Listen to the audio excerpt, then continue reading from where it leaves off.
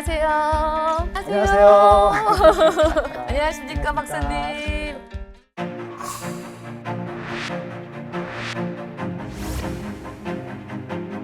도시는 변하고 주거의 기준도 빠르게 바뀌고 있습니다. 이 집이란 단순한 공간이 아니라 라이프 스타일을 보여주는 기준이 되고 있는데요. 이러한 흐름 속에서 평수나 가격을 넘어서 입지와 경험, 품격으로 완성되는 하이엔드 그 이상, 하이퍼엔드 주거가 주목을 받고 있습니다. 부산에서도 그 변화가 시작이 되고 있는데요. 바로 RTLO 광안입니다. 오늘 이곳을 통해서 부산 주거의 기준 그리고 미래를 짚어보도록 할 텐데요. 함께 해주실 두 분 모셨습니다. 안녕하세요.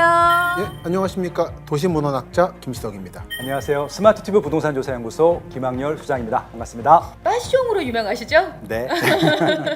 자, 집을 선택할 때 많은 분들이 왜 가격적인 부분이나 또 평면, 뭐 브랜드 여러 가지를 많이 고민하실 것 같은데 이 전문가들이 보셨을 때 두 분은 좋은 집 이렇게 구해야 된다. 어떻게 생각하시나요? 부동산은 첫째도 입지, 네. 둘째도 입지, 셋째도 입지라고 생각을 합니다. 근본적인 가치는 변하지 않는다고 생각하고 있고요. 입주에 어떤 상품과 서비스가 더해지느냐 이것이 가장 중요하지 않을까라고 생각을 합니다. 도시가 대충 한 100년 지나면 한 바퀴 크게 돌더라고요, 유행이. 도시 속에서 그 지역이 어떤 위상을 가졌었고 지금 가지고 있고 가질 것인가를 과거를 봐서 미래를 예측하는 훈련을 해보시면 좋을 것 같아요. 점점 사람들이 수요가 옮겨가는 지역들이 있거든요. 그 특징들을 미리 알아서 좀 선점할 수 있다라고 하면은 프리미엄을 미리 선점할 수 있기 때문에 투자적인 관점에서도 더 유리하지 않을까라고 하는 좀 의견을 보태고 싶습니다. 부산 역시 도시 안에서도 중심축들이 계속해서 변화하고 있는 느낌이 보이거든요. 원래 중심지는 동네였어요. 여기에 일본인들이 와서 외관을 만들면서 광복동에 또 하나의 중심으로 생긴 거고 내륙 중심에서 해안을 누리는 프리미엄 도시로 바뀌고 있다라고 말씀드릴 수 있겠습니다. 해운대하고 수영구는 지금 부산 사람들뿐만이 아니라 외부에서 부산으로 들어가려고 하는 사람들도 가장 랜드마크로 보고 1순위로 찾는 입지이기 때문에 아마 좋은 상품과 이런 좋은 주거지가 들어오게 되면요 아마 외부인들도 되게 좋아할 거고 부산 내부에 좀 부유하신 분들이 가장 먼저 반길 것으로 예상이 됩니다. 이 부산의 광안과 밀락동도 핫플레이스이거든요. 성수동의 가장 큰 재미는 뭐냐면은 요즘 말로 힙하다고 하는 입지가 된 거거든요. 네. 그럼 빨간 벽돌은 그냥 당연하다고 생각을 하는데 지금 20대들은 처음 보는 거예요, 빨간 벽돌을. 그럼요. 예. 유럽 같잖아요. 똑같은 그런 현상들이 이제 광안리에서 생기고 있습니다. 삼익비치라고 하는 거대한 주거지도 있고, 그다음에 회센터도 있고, 또 관광지도 있고, 바닷가도 있고, 해운대에서는 볼 수 없는 풍광들이 생겼거든요. 그것들을 한 장의 사진에 담을 수 있다 보니까 굉장히 좋은 입지가 됐고, 아마 이런 현상들은 앞으로 더 광안리나 이런 뭐 밀락동 그 사이에서도 많이 발생하지 않을까라고 예상을 하고 있습니다. 제가 알기로 방송국이 있었던 부지다 이렇게 알고 있는데 그건 사실인가요? 부산에서 오랫동안 살고 있던 분들은 아직도 MBC 부지라고 불러요. 이번에 갔다 왔는데 정류장도 아직 구 MBC라고 돼 있어요. 방송국 부지는 과거나 지금이나 아마 외부인들이 쉽게 찾아갈 수 있는 입지이기 때문에 여기는 부동산만 들어오게 되면은 이제 금상첨화가 되는 거죠. 그리고 플러스로 방송국이 있다는 거는 기본적인 통행이 편하다는 얘기예요. 그쵸. 차량 통행들이. 그쵸. 실제로 가봤습니다만 그러니까 부산의 감각에서 봤을 때는 비교적 길이 좋은 편이에요. 그다음에 여의도에도 비슷한 부지로 개발한 입지가 있거든요. 뭔지 아세요 혹시? 방송국 부지면 일단 여의도. 네. 여의도죠. 여의도 브라이튼.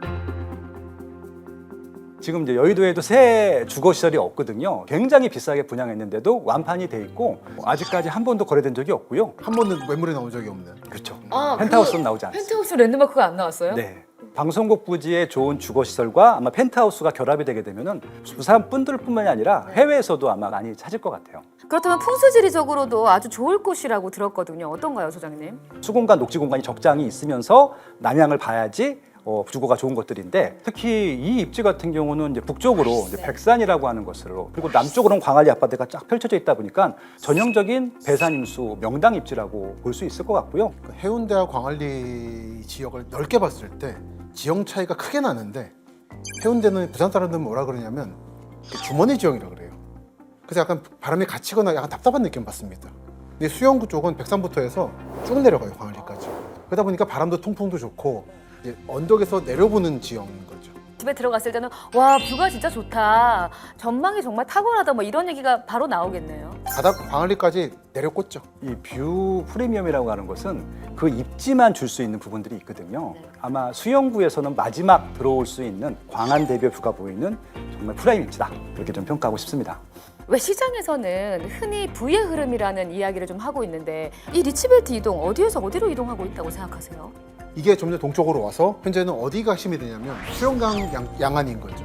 이걸 지형으로 보면 이 알테로 광안은 딱 중간쯤에 있어요. 한가운데 있죠. 그래서 이 센텀시티의 거대한 인프라, 마린시티의 이제 고급 주거 문화, 네. 그리고 광안리의 오션시티의 상권까지 세 곳이 만나는 트리플 리치 벨트다. 이렇게 좀 말씀드리고 싶네요. 자, 그럼 실제로 시장 가격이 형성될 때 제일 중요한 요소가 좀 무엇일까요? 지금 최근 2, 3년 동안 지방 부동산 경기는 좋지 않았습니다. 부산이 평당 한 2천만 원 정도에 보통 분양을 하는데 두 가지 하이엔드급 아파트가 청약을 했는데 둘 다 잘 됐습니다. 일단 해운대구에서는요, 리엘 리버파크 센텀이라고 하는 단지가 분양을 했는데 4,500에서 4,700만 원 정도에 분양을 했었거든요. 최근에 수영구에서 분양했던 것 중에 기억이 남는 데가 서밋 리미트스 남천이라고 하는 아파트입니다. 그건 평당 5천만 원대 분양을 했는데도 완판이 됐어요.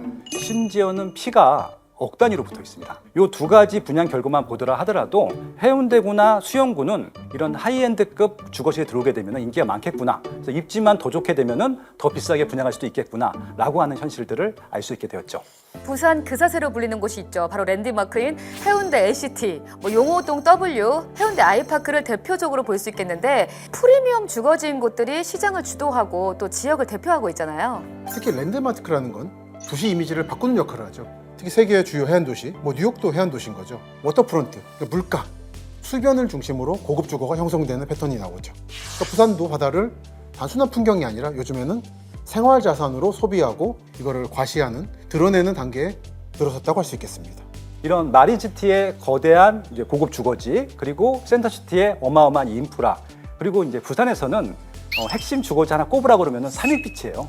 요 안에만 들어오라고 말씀을 드리거든요. 대단지로서는 삼익빛이지만 희소성과 프라이버시 측면에서는 알테로 광안이 워낙 훌륭하기 때문에 요 광안 권역의 탑2로서 아마 좀 서로 시너지를 주고받지 않을까 그렇게 예상하고 있습니다. 이 알티에로 광안의 알티에로가 이탈리아로 최정상, 품격, 정점을 의미한다는데요.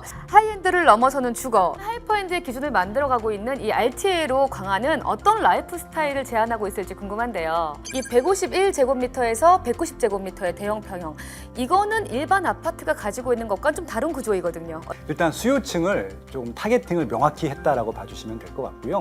프라이버시, 희소성, 거주 만족도 처음부터 이런 상류 계층을 위한 상품과 입지를 선택했다라고 보시면 될 것 같습니다. 어떤 차별화가 있는지도 좀 궁금합니다. 저는 하이엔드 볼 때 가장 중요하게 보는 게 주차 대수예요. 일단 아, 여기 주차 대수가 2.6대. 그렇습니다. 넉넉한 편이네요. 예, 이제 하이엔드 상품을 구분할 때 일단 2대가 넘지 않으면 하이엔드가 아니다라고 봐주시면 될 것 같고 네. 또 하나는 이제 설계 부분들인데 그럼 이건 누구 설계고 어떤 상품이 들어가고 이런 건 히스토리가 있어야지 그들끼리도 얘기가 되고 외부에 이게 좀 자랑거리는 자랑거리잖아요. 그렇게 좀 스토리텔링을 할 수 있는 그런 상품 구성, 설계 이런 것들이어야 된다고 생각을 합니다. 이번에 자료를 받아서 공부를 했는데 대단하더라고요. 이 외관 설계는 뉴욕 타임스퀘어의 TKTS 부스, 워싱턴 DC의 더 와프, 샹하이 로트 197 등 글로벌 랜드마크 프로젝트를 수행한 설계진이 참여해서 공용부는 바르샤바의 웨스트필드 아르카디아, 그리고 서울의 잠실 롯데타워 등 글로벌 럭셔리 공간을 설계한 경험을 바탕으로 일상생활 속에서도 호텔과 같은 프리미엄 경험을 제공할 수 있도록 구성되어 있습니다. 조경 역시 탁월합니다. 뉴욕 911 메모리얼, 싱가포르 주얼 창이 에어포트, 시드니 바랑가로 리저브 등 세계적인 프로젝트 경험을 바탕으로 단지 내에서 숲과 바다가 어우러진 최고의 환경을 구현했고요. 조명 설계는 말레이시아 페트로나스 타워, 상하이 황포강, 뉴욕 자유의 여신상 등 도시의 야경을 상징하는 프로젝트를 맡아온 팀이 참여를 했습니다. 현장을 살짝 보니까 이 공간 곳곳의 마감 완성도나 디테일이 괜히 하이퍼엔드는 아니다라는 소리가 절로 나오는데 이 설계 시공에도 비용을 아끼지 않았다는 그런 생각이 드는데요. 결국 이런 차별화된 요소들이 시간이 지나면서 이 단지의 가치나 위상에도 영향을 주게 될 것 같은데요. 외관의 완성도 그리고 단지의 상징성, 이 두 가지는 결국 장기적 가치로 이어지게 되죠. 이런 요소들이 하이퍼엔드 주거로 평가받는 이유는 삶의 양식 자체를 바꾸는 환경이 되기 때문입니다. 그러니까 결국 어디에 사느냐가 어떤 정체성을 좀 만들어낸다라고 생각이 들 텐데 그렇다면 하이퍼엔드의 기준은 무엇일까요? 하이퍼엔드의 핵심은 세 가지입니다. 대체가 가능한 상품인지, 또 하나는 프라이버시가 확보가 되는지, 그리고 마지막으로 생활이 얼마나 효율적인지입니다. 가격보다 불편이 없는 구조를 더 중요하게 보는 거죠. 불편하지 않는 걸 아예 그러니까 없앤다는 거거든요. 불편한 거 다 없앤다. 네, 그래서 가족 구성원 간 독립성도 유지해야 되고요. 외부는 물론이고요.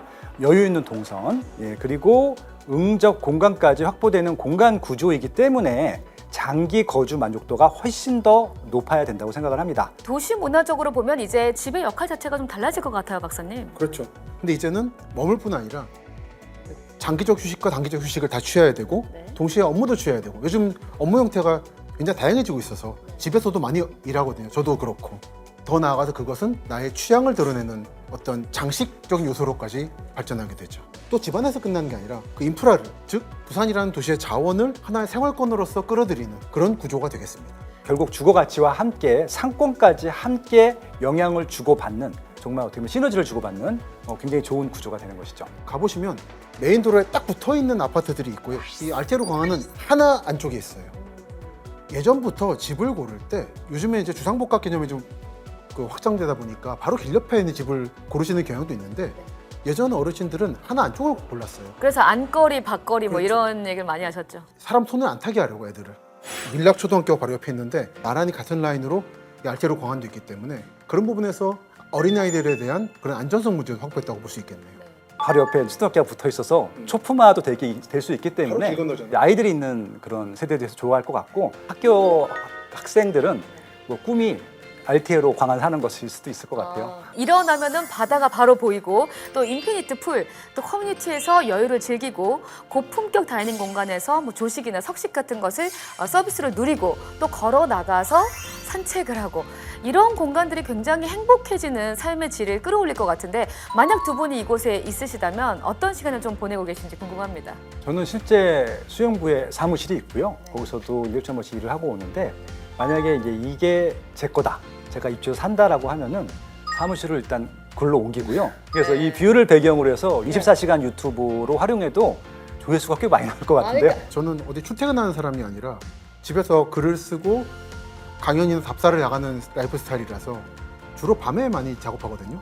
광안리와 해운대, 특히 광안대교의 야경을 보면서 한번 계속 작업을 하지 않을까. 조용하게. 부산의 흐름 속에서 새로운 기준이 벌써 탄생하고 있다라는 그런 기분이 들기도 하는데 이 부산 주거시장에서 RTA로 광안이 갖는 또 의미가 있을 것 같습니다. 박사님. 결국은 사람은 의미 있는 장소를 찾아가고 사람을 모여서 새로운 의미를 만들어내는 거죠. 이 광안 밀락동 수영구는 현재와 미래가 만나고 있어요. 과거도 찬란했지만 현재는 이미 찬란하고 앞으로 더 중요해질 지역이죠. 이 알테로 광안의 하이퍼엔드 주거는 뭐 감히 말하건대 부산의 다음 주거 기준을 만들어낼 거다라고 말씀드릴 수 있겠네요. 이미 검증된 부산의 최고 입지, 광안이라고 하는 입지에 새로운 하이퍼엔드 주거시설이 더해짐으로써 실거주와 자산 가치 측면에서 어떻게 보면은 이 두 가지를 모두 잡으려고 하는 수요층들한테는 가장 확실한 선택지가 되지 않을까, 그렇게 좀 평가를 하고 싶습니다. 네. 입지를 보고 흐름을 읽고 시간이 지나도 가치가 남는 선택을 고민한다면 RTA로 광안은 새로운 기준을 만들어갈 이름이 될 것 같습니다. 시청자 여러분, 감사합니다.